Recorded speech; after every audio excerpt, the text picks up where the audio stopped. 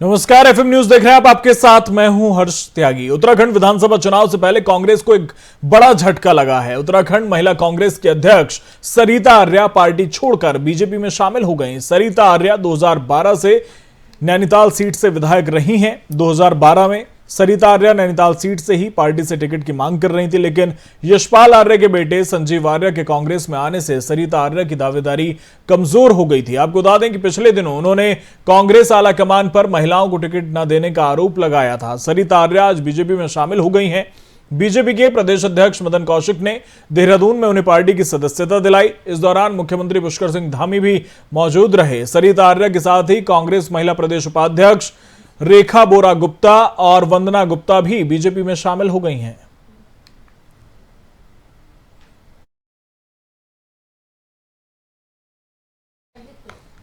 तो उत्तराखंड में वार पलटवार का दौर जारी है। बीजेपी में कांग्रेस की सरिता आर्य शामिल हुई हैं, तो माना अब यह जा रहा है कि बहुत जल्द हरक सिंह रावत कांग्रेस के पाले में जाएंगे। मंत्री हरक सिंह रावत के कांग्रेस ज्वाइन करने की खबरों के बीच कांग्रेस को भी बड़ा झटका लगा है।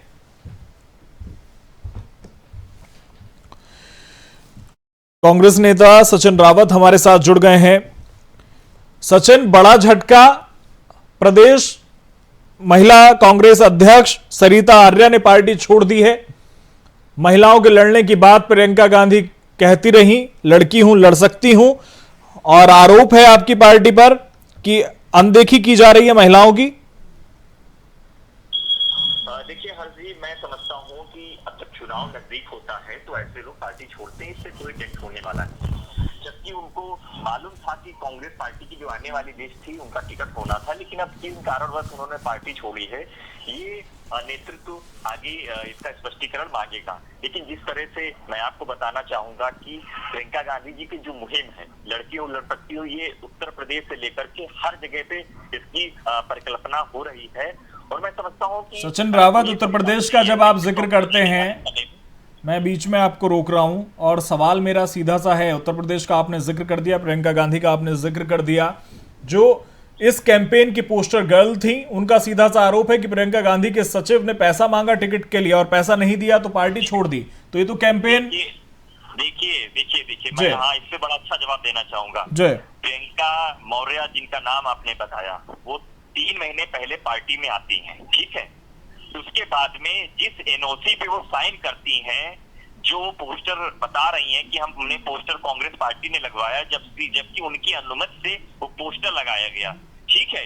उसके बाद में वो बिना उनका कोई भी मतलब कार्यकाल रहते हुए उन्होंने कोई काम नहीं, किसी प्रोटेस्ट में शामिल नहीं हुए, प्रियंका गांधी जी की मुहिम में शामिल नहीं हुए, ना सदस्यता उन्होंने कराई। और जिस सीट से उन्होंने आवेदन किया था वहां पे 15 लोगों ने पहले से आवेदन किया हुआ था। और मैं आपको स्पष्ट तौर पे कहना चाहूंगा कि उनका जो ये आरोप है, एक आरोप की पुष्टि नहीं है, वो सिर्फ और सिर्फ झूठी लाइमलाइट के लिए उन्होंने ये आरोप लगाया है। और आपको भी मालूम है राजनीति में ऐसे आरोपों की कोई वक्त नहीं होती है।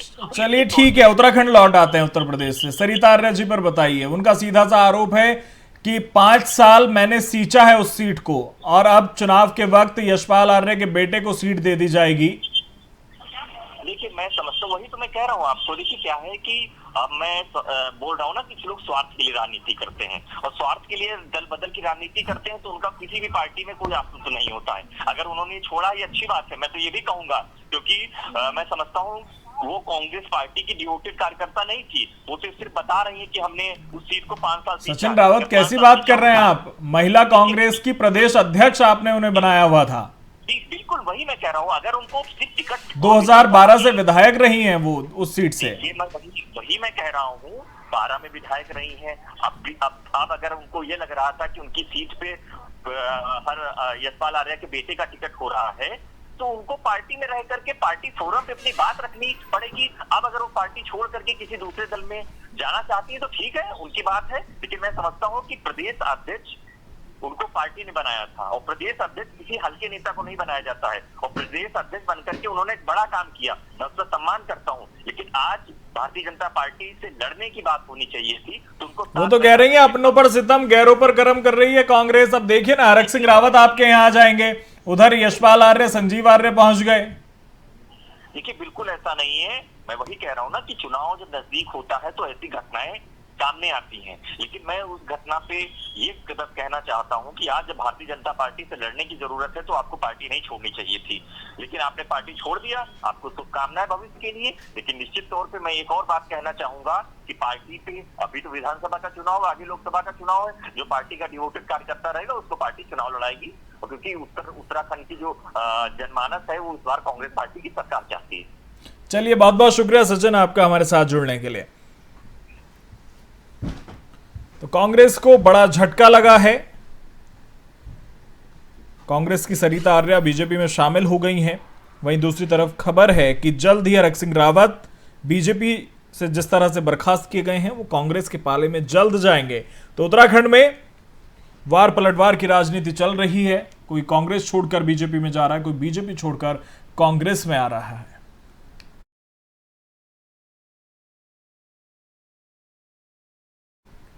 यूपी विधानसभा चुनाव से पहले सपा में नेताओं के आने जाने का भी सिलसिला जारी है। सपा प्रमुख अखिलेश यादव की मौजूदगी में किसान नेता तेजिंदर सिंह विर्क ने पार्टी की सदस्यता ग्रहण की। आजाद समाज पार्टी के मुखिया चंद्रशेखर से जुड़े सवाल पर भी अखिलेश यादव ने कहा कि वे 2 सीटों पर तैयार थे और पता नहीं कहां उनकी दिल्ली बात हुई, वे बदल गए। उन्होंने आगे कहा कि वे भाई बनकर मदद करना चाहते हैं तो करें। अखिलेश ने कहा कि मैंने आजाद को 2 सीट दी, उन्होंने स्वीकार की, लेकिन फिर फोन पर बात करके कहा कि संगठन तैयार नहीं है, कहीं बैठकर कोई साजिश कर रहा है। अखिलेश ने आगे कहा कि हम संकल्प लेते हैं, जिन्होंने किसानों पर अत्याचार किए उन्हें हटाएंगे और हराएंगे। जिन किसानों पर मुकदमा हुआ वो वापस होंगे और पीड़ित किसानों को 25 लाख का मुआवजा दिया जाएगा। समाजवादी पार्टी का मैनिफेस्टो आएगा ही, लेकिन किसानों के लिए एमएसपी और गन्ने का भुगतान 15 दिन में होगा। 300 यूनिट के साथ किसानों को मुफ्त बिजली और बीमा देंगे।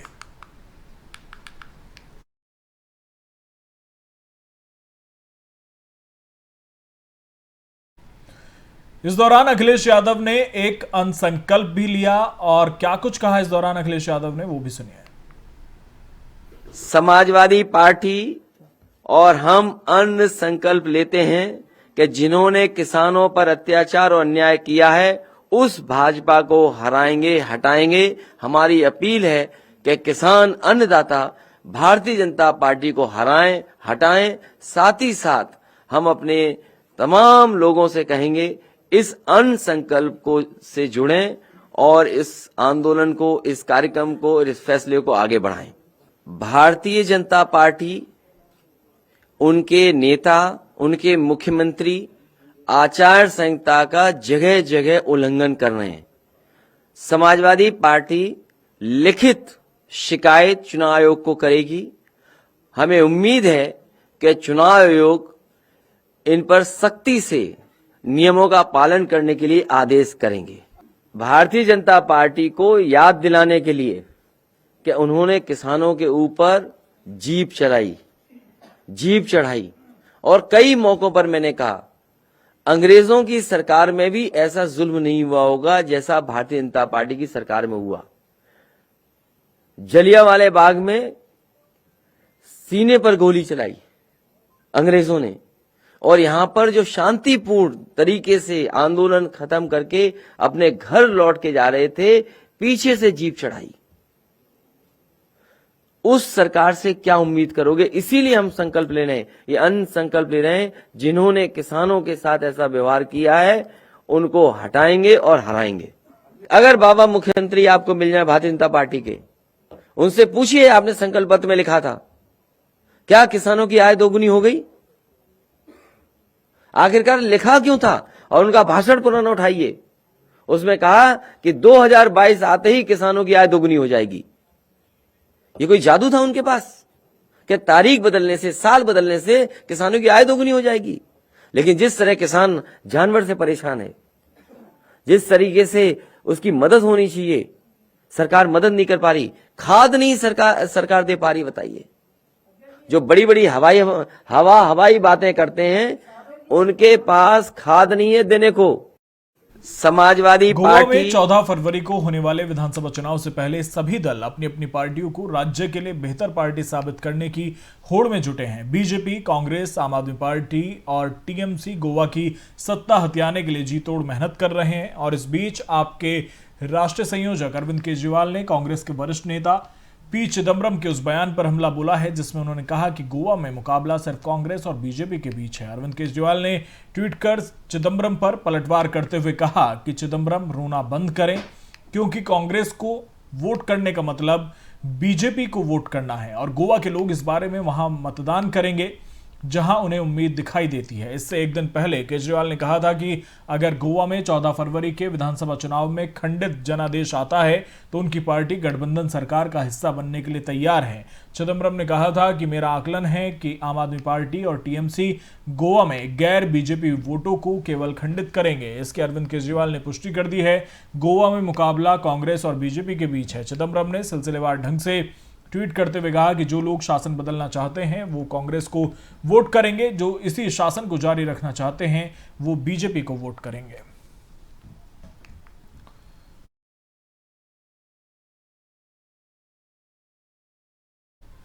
कोरोना के मामले लगातार बढ़ रहे हैं। इसी बीच कोरोना को लेकर स्टेट पॉलिटिक्स भी शुरू हो गई है। हरियाणा के स्वास्थ्य मंत्री अनिल विज ने कहा कि हरियाणा में कोरोना के मामले दिल्ली से आ रहे हैं। वहीं दिल्ली के स्वास्थ्य मंत्री सत्येंद्र जैन ने इस पर प्रतिक्रिया दी। सत्येंद्र जैन ने कहा कि दिल्ली में ज्यादातर मामले दिल्ली से बाहर के हैं। हमारे प्रदेश में भी जितने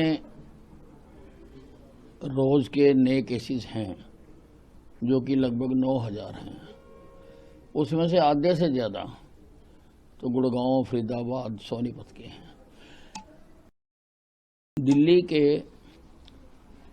अनियंत्रित संक्रमण का हरियाणा पर बहुत प्रभाव पड़ता भी है और पड़ भी रहा है, लेकिन हम अपने प्रदेश में आवश्यकता के अनुसार सब जगह पर स्वास्थ्य सेवाओं का इंतजाम करके उनसे निपट रहे हैं। अब हम कहते रहे कि विदेश से आने की वजह से हुआ, ठीक है, बात ख़त्म हुई। अब मैं ये बताने लगूँ आपको कि हरियाणा के कितने लोग दिल्ली में रोज़ पॉजिटिव आ रहे हैं, तो उस डिटेल में जाने की जरूरत नहीं। हमारे पास 1000 से भी ज़्यादा लोग हर रोज़ जो पॉजिटिव लिस्ट आती है उसके अंदर दिल्ली से बाहर के होते हैं। हमारे चुनाव आयोग ने पंजाब में चुनाव की तारीखों को बदल दिया है। पंजाब में 14 फरवरी की बजाय 20 फरवरी को चुनाव होगा। रविदास जयंती को देखते हुए अलग अलग राजनीतिक दलों ने चुनाव आयोग से मांग की थी कि चुनाव को कुछ समय और आगे बढ़ा दिया जाए, जिसके बाद सोमवार को चुनाव आयोग ने अपनी बैठक में पंजाब में चुनाव की डेट आगे बढ़ाने पर अपनी मुहर लगा दी। पंजाब में 20 फरवरी को सभी 117 सीटों के लिए चुनाव होगा। आपको बता दें कि 16 जनवरी को गुरु रविदास जयंती के मद्देनजर पंजाब के राजनीतिक दलों ने विधानसभा चुनाव के लिए 14 फरवरी को प्रस्तावित मतदान को टालने का अनुरोध किया था। पंजाब के मुख्यमंत्री चरणजीत सिंह चन्नी ने निर्वाचन आयोग से रविदास जयंती के मद्देनजर मतदान को 6 दिन के लिए टालने का अनुरोध किया था। आपको बता दें कि लाखों श्रद्धालु रविदास जयंती मनाने के लिए उत्तर प्रदेश के वाराणसी जाते हैं और राजनीतिक पार्टियों का मानना है कि इसकी वजह से श्रद्धालु मतदान नहीं कर पाएंगे। वहीं चुनाव आयोग द्वारा चुनाव की तारीख आगे बढ़ाने के फैसले का दलित समाज ने स्वागत किया है।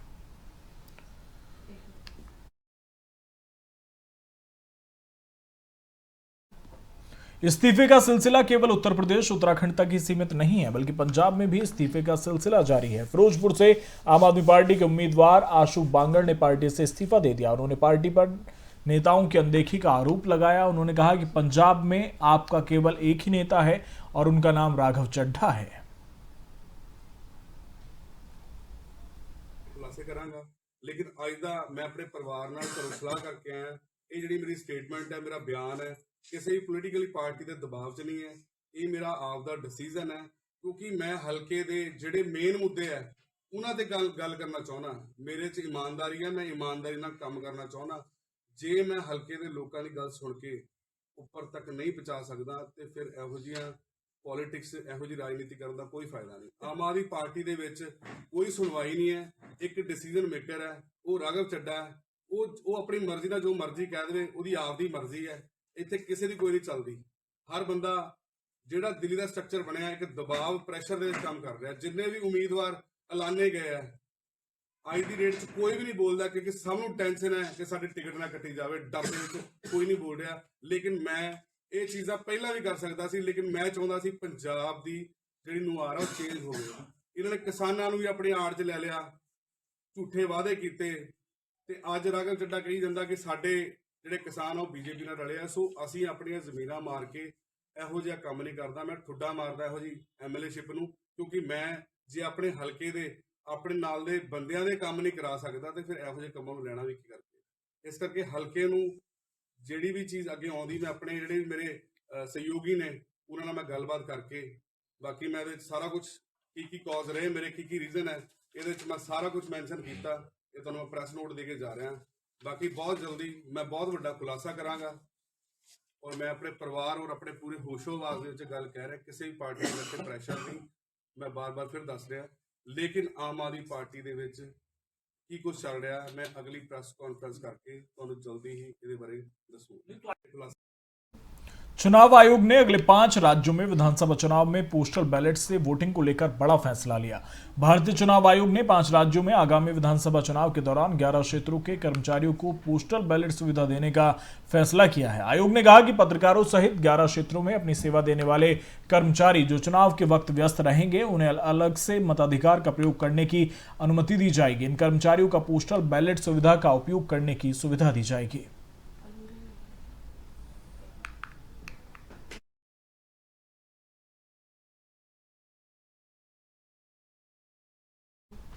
इस वक्त एक बड़ी खबर यूएई से है, जहां पर एयरपोर्ट पर ड्रोन से हमला हुआ है। हमले के बाद 3 तेल के टैंकरों में भयंकर आग लग गई। जानकारी के मुताबिक आग अबू धाबी एयरपोर्ट तक पहुंच गई। इस हमले की जिम्मेदारी यमन के हूती विद्रोहियों ने ली है।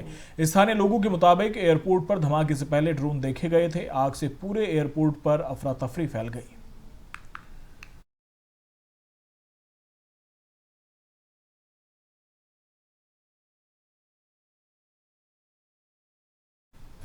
चीन के सभी पड़ोसी उसकी हरकतों से परेशान रहते हैं। चीन हमेशा दूसरे देशों के मामलों में हस्तक्षेप करता रहता है। कुछ समय पहले उसने श्रीलंका को भी अपने कर्ज के जाल में फंसा लिया था। इसी तरह नेपाल को भी वो अपने कर्ज के जाल में फंसाकर भारत के खिलाफ उकसाना चाहता है, लेकिन चीन की ये चालबाजी कामयाब होते नहीं दिख रही। नेपाल की जमीन पर चीन के कब्जे और नेपाल की अंदरूनी मामलों में चीन के बढ़ते दखल के चलते नेपाल के लोगों में चीन के खिलाफ गुस्सा बढ़ता जा रहा है। चीन के खिलाफ नेपाल के कई इलाकों में विरोध प्रदर्शन शुरू हो गया है।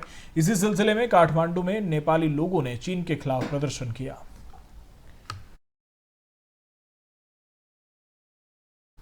फिलहाल मेरे साथ इतना ही। बने रहिए एफएम न्यूज के साथ। नमस्कार।